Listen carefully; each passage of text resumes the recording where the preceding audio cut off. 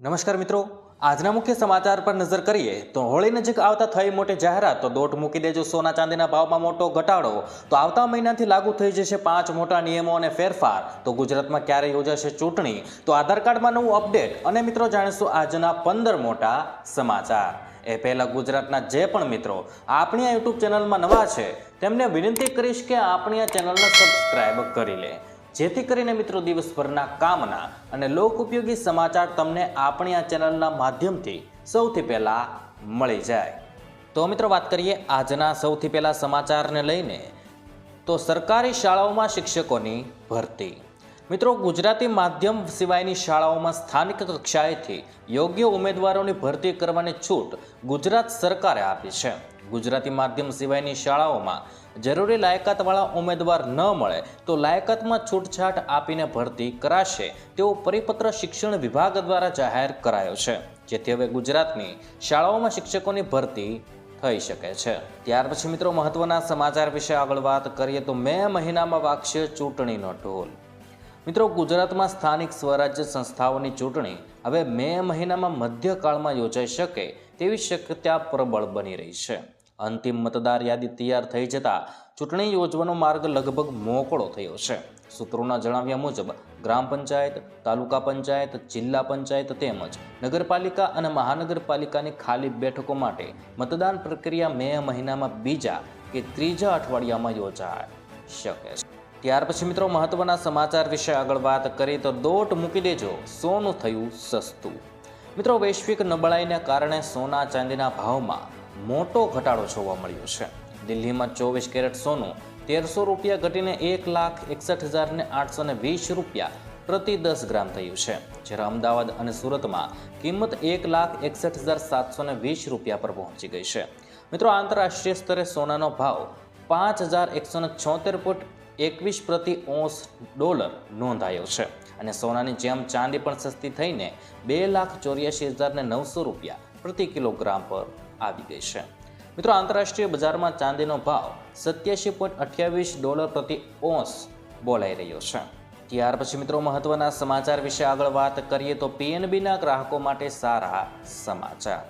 મિત્રો, Punjab national bank એટલે કે પીએનબીએ 24 ફેબ્રુઆરીથી એફડીના નવા વ્યાજદરો અમલી બનાવ્યા છે.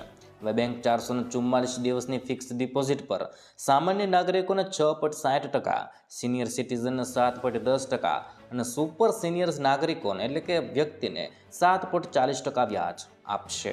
મિત્રો, આ દરો બેંક ઓફ બરોડા અને કેનેરા બેંક જેવા અન્ય સરકારી બેંકોની તુલનામાં સૌથી વધુ છે અને લાંબા ગાળાના રોકાણમાં મોટો આ આકર્ષક તક સાબિત થઈ શકે છે.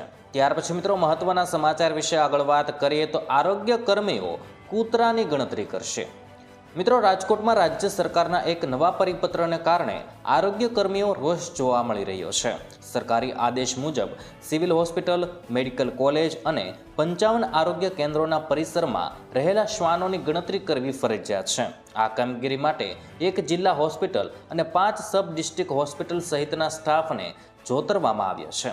આરોગ્ય સ્ટાફે આગામી સોમવાર સુધીમાં આ અહેવાલ સોંપવાનો રહેશે. ત્યાર પછી મિત્રો મહત્વના સમાચાર વિશે આગળ વાત કરીએ તો સિમ વગર નહીં ચાલે વોટ્સએપ. મિત્રો, કેન્દ્ર સરકાર દ્વારા ડિજિટલ સુરક્ષાને મજબૂત કરવા માટે 1 માર્ચથી નવા સિમ બાઇન્ડિંગ નિયમો લાગુ કરવામાં આવશે. આ અંતર્ગત વોટ્સએપ અને ટેલિગ્રામ જેવી એપ્સ માટે ફોનમાં સક્રિય સિમ કાર્ડ હોવું અનિવાર્ય બનશે. જો સિમ કાર્ડ કાઢી નાખવામાં આવશે તો એપ કામ કરવાનું બંધ કરી દેશે. મિત્રો, આ ઉપરાંત સાયબર ક્રાઇમ રોકવા માટે વોટ્સએપ વેબ પણ દર 6 કલાકમાં ઓટો લોગ આઉટ થઈ જશે. આ નવા ફેરફારથી ઓનલાઈન છેતરપિંડી પર લગામ કસવાનો છે. ત્યાર પછીના સમાચાર વિશે મિત્રો આગળ વાત કરીએ તો ગૂગલ મેપ પર આધાર કેન્દ્રની માહિતી. મિત્રો, કેન્દ્રીય ઇલેક્ટ્રોનિક્સ અને આઈટી મંત્રાલયે જાહેરાત કરી છે કે યુડીઆઈ હવે ગૂગલ સાથે ભાગીદારી કરી રહ્યું છે. આ પહેલ હેઠળ તમામ અધિકૃત આધાર કેન્દ્રનું લોકેશન હવે ગૂગલ મેપ્સ પર ઉપલબ્ધ હશે. આ સુવિધાથી સામાન્ય નાગરિકોને આધાર સંબંધિત સેવાઓ માટે નજીકના કેન્દ્ર શોધવામાં સરળતા રહેશે. આ ડિજિટલ પગલાંનો હેતુ આધાર સેવાઓની પહોંચ વધારવા અને લોકોનો સમય બચાવવાનો છે. ત્યાર પછી મિત્રો આગળ વાત કરીએ તો 1 માર્ચથી 5 મોટા નિયમો અને ફેરફાર થવા જઈ રહ્યા છે, જે મિત્રો તમારે જાણવા ખૂબ જ જરૂરી છે. જેમાં મિત્રો પ્રથમ છે ઇન્કમ ટેક્સ રિટર્ન ફાઇલ કરવાની સમય મર્યાદામાં ફેરફાર. મિત્રો કરદાતાઓ એટલે કે ટેક્સ પેયર માટે રાહતના સમાચાર છે. જે નાના વ્યવસાયો કે પ્રોફેશનલ્સને ઓડિટ લાગુ પડતું નથી તેઓ 31 જુલાઈને બદલે 31 ઓગસ્ટ સુધી પોતાનું ઇન્કમ ટેક્સ રિટર્ન ભરી શકશે. જોકે પગારદાર વર્ગ અને ઇન્કમ ટેક્સ રેટ 1 અને ઇન્કમ ટેક્સ રિટર્ન 2 ફાઇલ કરનારાઓ માટે અંતિમ તારીખ યથાવત 31 જુલાઈ જ રહેવાની છે. ત્યાર પછીના સમાચાર વિશે મિત્રો આગળ વાત કરીએ તો શેર બજાર અને એસએસટી ટેક્સમાં વધારો. મિત્રો શેર બજારમાં ફ્યુચર્સ અને ઓપ્શન એટલે કે F&Oમાં ટ્રેડિંગ કરનારાઓ માટે વ્યવહાર મોંઘા થશે. ફ્યુચર્સ ટ્રેડિંગ પર એસએસટી એટલે કે સિક્યોરિટી ટ્રાન્ઝેક્શન ટેક્સ 0.02%થી વધીને 0.05% થશે. જ્યારે ઓપ્શન પ્રીમિયમ અને ઓપ્શન એક્સરસાઇઝ પર આ ટેક્સ વધીને 0.15% કરવામાં આવ્યો છે. જોકે આ ફેરફાર નિયમિત એટલે કે કેશ ટ્રેડિંગ કરનારાઓને લાગુ પડશે નહીં. ત્યાર પછીના નિયમો વિશે મિત્રો આગળ વાત કરીએ તો શિક્ષણ અને વીમા ક્ષેત્રે નવા ફેરફાર. મિત્રો બાળકોના શિક્ષણ માટે મળતા ભથ્થામાં સરકારે મોટો વધારો કર્યો છે. એજ્યુકેશન એલાઉન્સમાં મળતી કર મુક્તિ 100થી વધારીને 3,000 રૂપિયા પ્રતિ માસ અને હોસ્ટેલ ભથ્થામાં મળતી મુક્તિ 300થી વધારીને 9,000 રૂપિયા પ્રતિ માસ કરવામાં આવી છે. બીજી તરફ હવે દરેક પ્રકારની વીમા પોલિસી ખરીદતી વખતે પાન કાર્ડ આપવું ફરજિયાત બનશે, જે પારદર્શિતા લાવવા માટે નિર્ણય લેવામાં આવ્યો છે. ત્યાર પછીના સમાચાર વિશે મિત્રો આગળ વાત કરીએ તો 1 માર્ચે એલપીજી ગેસ સિલિન્ડરના ભાવમાં વધઘટ. મિત્રો પરંપરા એટલે કે મિત્રો નિયમો મુજબ ગેસ એજન્સીઓ દર મહિનાની 1લી તારીખે ભાવમાં ફેરફાર કરતી હોય છે. 1 માર્ચે ભાવ સુધાર્યા બાદ 1 એપ્રિલથી નવા નાણાકીય વર્ષના પ્રારંભે પણ સિલિન્ડરના ભાવમાં ફેરફાર જોવા મળી શકે છે.